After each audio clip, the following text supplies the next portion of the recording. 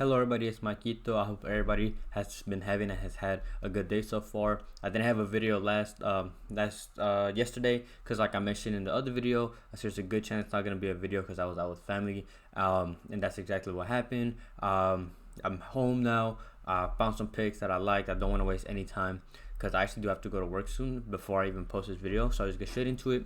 My first pick is Craig Gordon to go hard in 3.5 saves playing at home for Scotland going up against Portugal. He went over last game against Croatia with 4 saves from 6 shots on target, saving 66% of the shots, which is pretty good. And then last time that Portugal and Scotland played, it actually wasn't Craig Gordon in goal, it was Gunn. But even then, he went over with 6 saves from 8 shots on target. We just need him to get 4. And the Scottish keeper, whether it's Gordon or whatever keeper Scotland uses, has went over in the Euro versus Germany and Hungary, and then barely went under with 3 against Switzerland. And when it came to the amount of shots that they gave, Scotland gave the opposition, they gave Germany 20 shots, Switzerland 11, and Hungary 14. And Portugal and Scotland's last game, when Portugal played at home, they took 26 shots.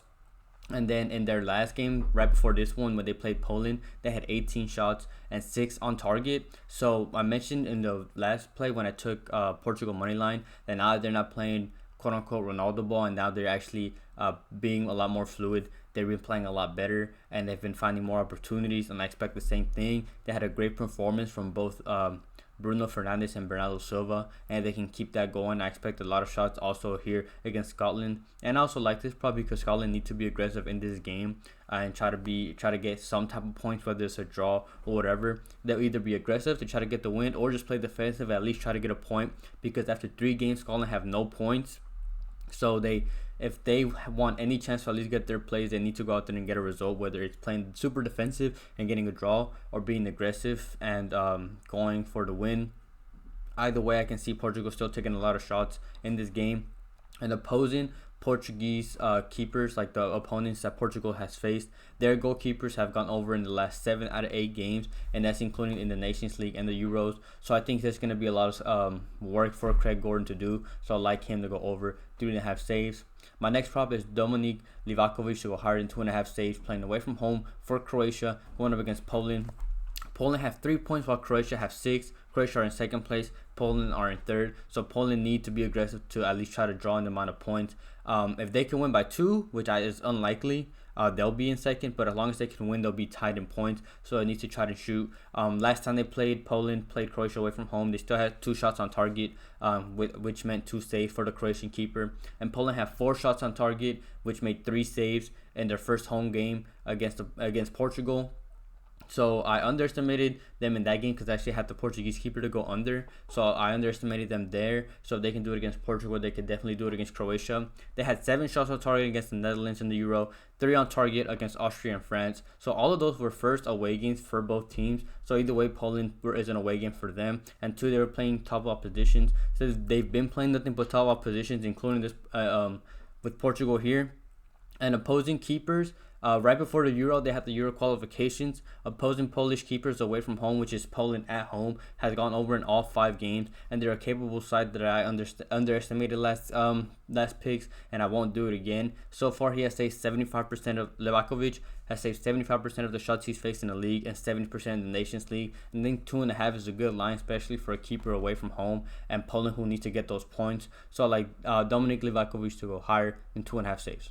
The last player probably that I like so far is Lionel Messi to go hard in 2 shots on target playing at home for Argentina going up against Bolivia. I will say this is also a little bit of a quote-unquote petty-ish pick just because Bolivia sold us when they played Colombia. It wasn't anything that Bolivia did. They played great. It was more Colombia, but it's just, I guess, a little get back. And Bolivia are good. They're good at home because they have high altitude. They play in the mountains, so opposition struggle a lot against them because they cannot find like their breath. It's hard for them to breathe up there. But now they're playing away from home, and when it comes to how many shots Bolivia have gave opponents when they play away from home, they gave Chile 19, not a good attacking team, Panama 13, another not a good attacking team. They gave Uruguay 18, the US 20, and then Uruguay again, they gave them 18.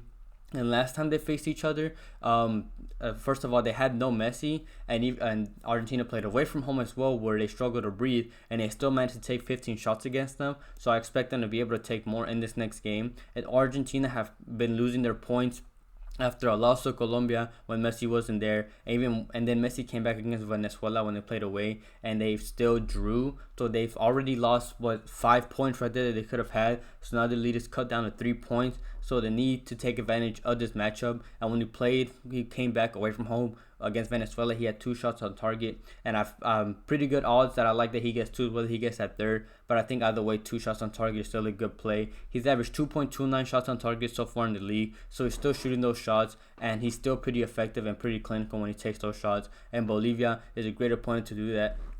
Perfect opponent to try to get that win for, and he's going to be a major part of that. So like Lionel Messi to go higher than 2 shots on target. As always, before I get into the money line, I just want to say I have all my codes for all my the player props and stuff. That is PrizePicks, Underdog, linked in the description. Moneyline, that's Fliff, also linked in the description. And I have the YouTube membership for those that want to join. Get the place early before anyone else. Also a great way to support the channel if you're interested in doing that. Linked in the description. Even just liking the video, commenting, subscribing, turning on notifications. Anything you guys do really does help me. And I really want to appreciate and thank anybody who supports me in any way. I'm not gonna lie, when it comes to these money lines, there's not a lot that I liked. Even just trying to find anything for good value, I didn't really like. But I didn't want to not give you guys the money line, so what I did instead, you can either take one of these, put it into your own parlay that you want to take, but I'm putting these together and making it a slip on Fliff. If you combine these, you get this at -120. Hopefully we've been doing good with money lines, so hopefully we can keep it going here. And that is the South Korea money line against Iraq and the Kosovo money line against Cyprus.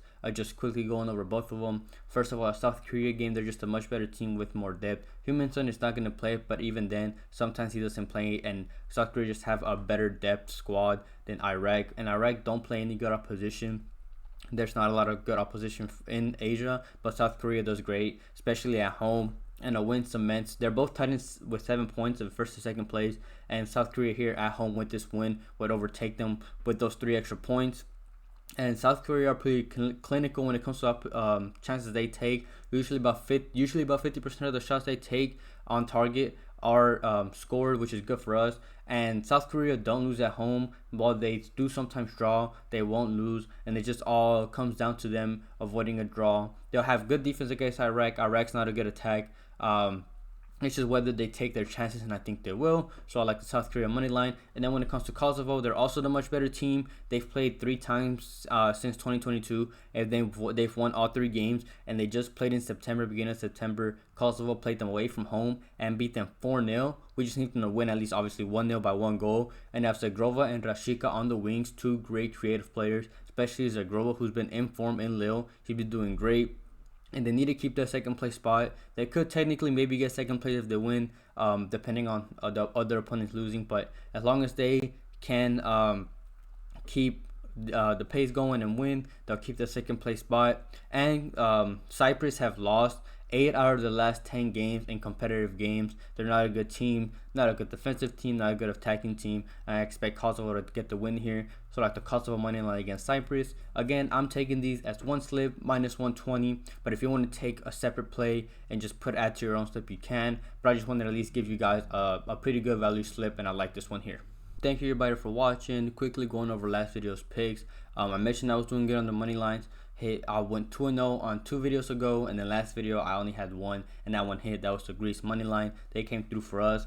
Player prop wise, I had 1 at a play, so I had 3 total, win 1 and 2 in those. The one that hit was Maria Sanchez, higher than 1.5 shots assisted. She came through for us. Cole Palmer just wasn't even involved in the attack, only had 1 shot, then got subbed out. So that was just unfortunate. England was playing a lot centrally, and Cole Palmer, I guess since he was playing on the wing, he was just kind of passing the ball around and barely getting the ball at all, so that was unfortunate for us. And then I also had Sabitzer. I had to play higher than 2 shots. He got bumped to the 2.5, so it was good value when I posted it, but he just didn't shoot. He was playing a lot more as a playmaker. I believe he had 2 assists, like 6 chances created, and only 1 shot. So Reed was there, just unfortunately he didn't shoot. So player prop wise, 1 and 2, hit the money line, so on a 3-0 money line run, and hopefully we can continue that momentum going into tomorrow.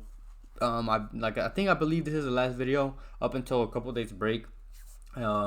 With games starting back up Friday, Saturday, international play will be done, so hopefully it should be a little easier to predict the games coming up this weekend. But again, thank you everybody for watching. Thank you for following all the way through. If you could leave a comment, try to help the video boost out to more people, like the video as well. But other than that, I hope everybody has a good night, a good day, and we can cash out tomorrow.